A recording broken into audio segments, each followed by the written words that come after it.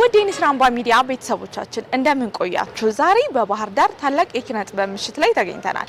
ቆይታ ምን ይመስላል የሚለውን ገብተን አብረን የምንከታተል ይሆናል። አብራችሁን ቆዩ።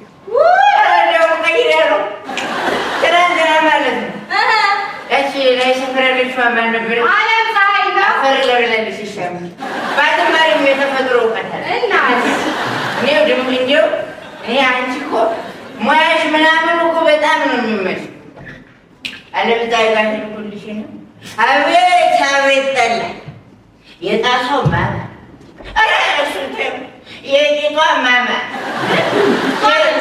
ይሄ የፊቷ አቀማማ እንደው የልብክሽን ከመልክ መልክ ከሙያ እንደው ከዳየም ዳየ ከኛ ቤት ጠፍቶ ዛሬ ድረስ ስትሄደሽ ነበር ወገኛ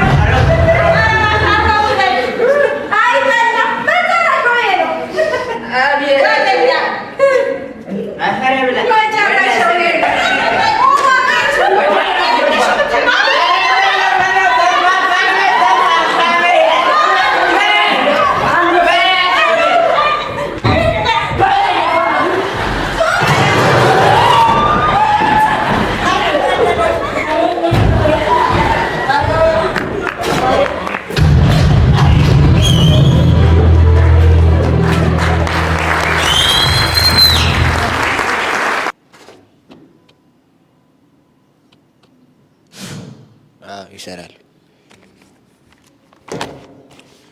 እንደምን ሰነበታችሁ? እግዚአብሔር ይመስገን ወይ ደግሞ አልহামዱሊላህ በሉ እንጂ ምንድነው ነገሩ? እንደሱ ነው የምላችሁ። እኔ ይቅርታ ዳልጦኝ ነው።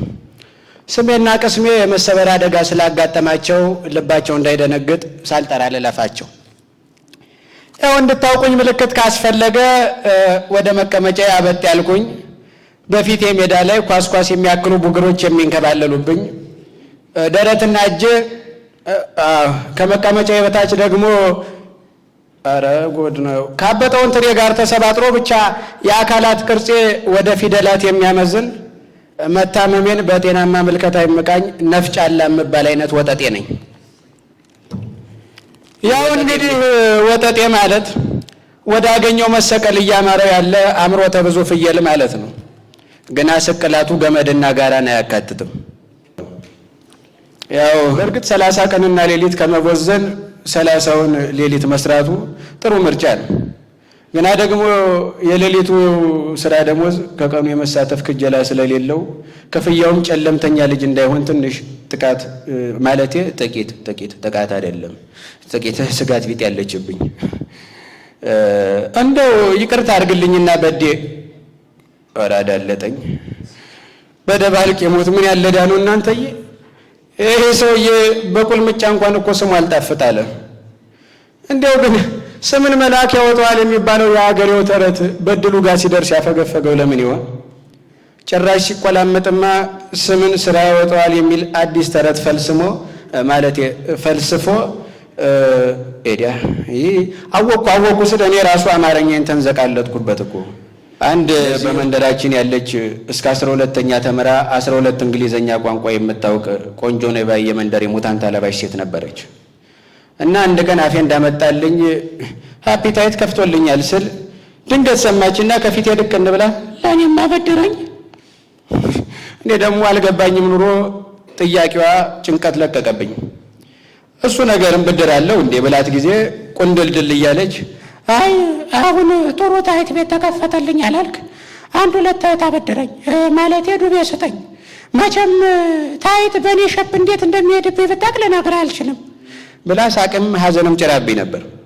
እና እግረ መንገድ የትምህርት ዘርፉ አካላት ለተማሪዎቻችን ከክፍል ደረጃ ጋር ተመጣጣኝ የሆነ ዕውቀትና ሀገራዊ ወግ ጀባ በትሉልኝ የሚል መከረና ተግሳጽ ቢጤ ልለግሳችሁ። መልካም እሺ፣ በቅድሚያ እንታወቅ። ስማቸው ማን ልበል? ስሜ ከበራያና እባላለሁ። የዚህ ጥምረት ሰብሳቢ ነኝ። እሺ። ይገርማል ጌቱ እባላለሁ። የጥምረቱ ጸሐፊ። መልካም እሺ።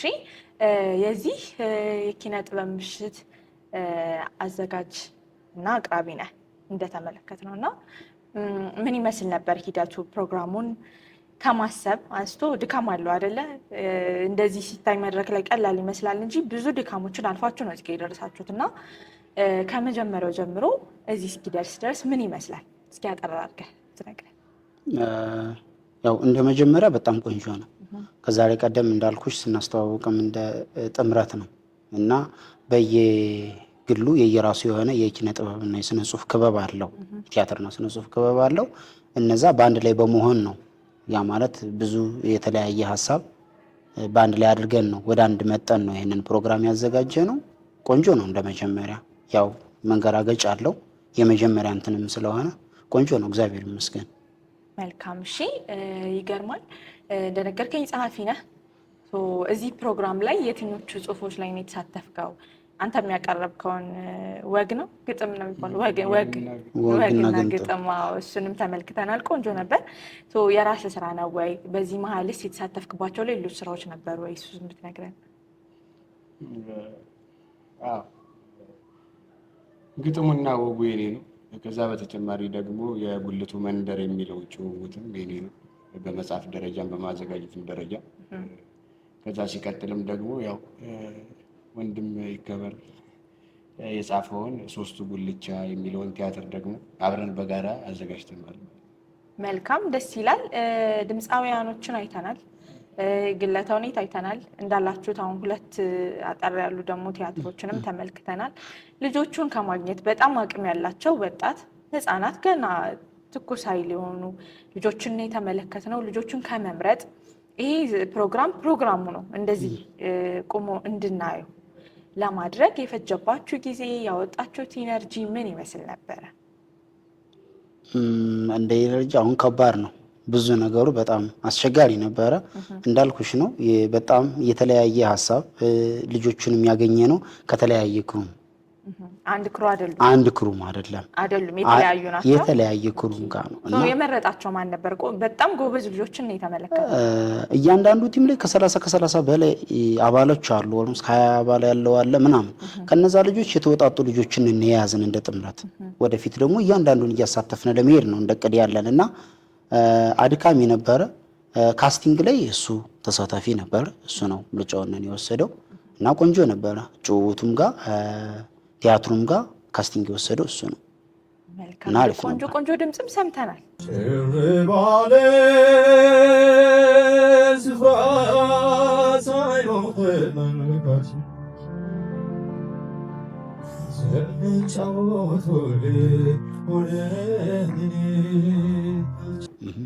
ቆንጆ ቆንጆ ድምፃውያን ሰምተናለሁ።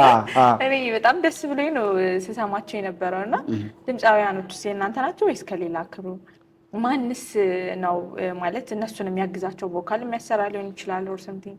ማን ነበረ እነሱን ሲያግዛቸው የነበረ? ድምፃውያኖች ሙሉዓለም የባህል ማዕከል ላይ የራሳቸው ክሩ አላቸው እና ራሳቸውን ዞና ትሬኒንግ የሚያደርጉት እንደዚህ አይነት ፕሮግራም አመቻችተናል እኛ እና ከፕሮግራሙ ላይ ተሳታፊ ብትሆን እያንዳንዱን ክበብ በእንደዚህ መልኩ አጣምረን የባህር ዳር ከተማ የኪነ ጥበባት ቦርድ አድርገን አቋቁመን ነው እና ድምፃውያንም መሳተፍ አለበት እና አብራችሁ ብትሳተፉ ብለን ያቀረብንላቸውን ጥሪ ተቀብለው ነው አብረውንን ትሬኒንግ ሲያደርጉ ቆይተው ዛሬ መድረክ ላይ ያገኛቸዋቸው። መልካም ይገርማል። ምን ትላለህ? አዎ እንትን ነው በባህላችን የለመደ ከብትና አዲስ የሚገዛ በሬ አንድ አይደለም።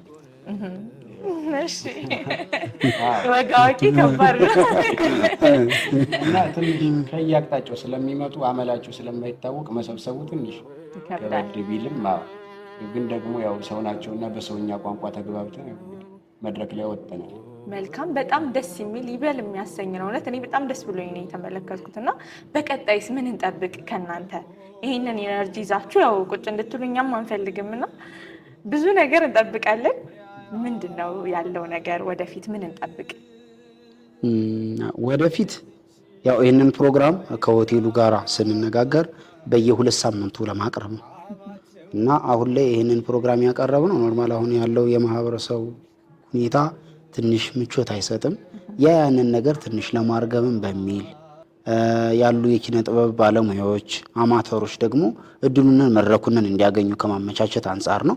ወደፊት ደግሞ በጣም የተሻሉ ስራዎችንን ሞር ትሬኒንግ የተደረገባቸው በደንብ አሪፍ የሆኑ ልጆችንን ምዘን በየ2 ሳምንቱ እዚሁ ናይል ቪው የምናመቻች ይሆናል። መልካም በጉጉት እንጠብቃለን። በጣም በጉጉት እንጠብቃለን። እናንተንም በርቱ ማለት እንፈልጋለን።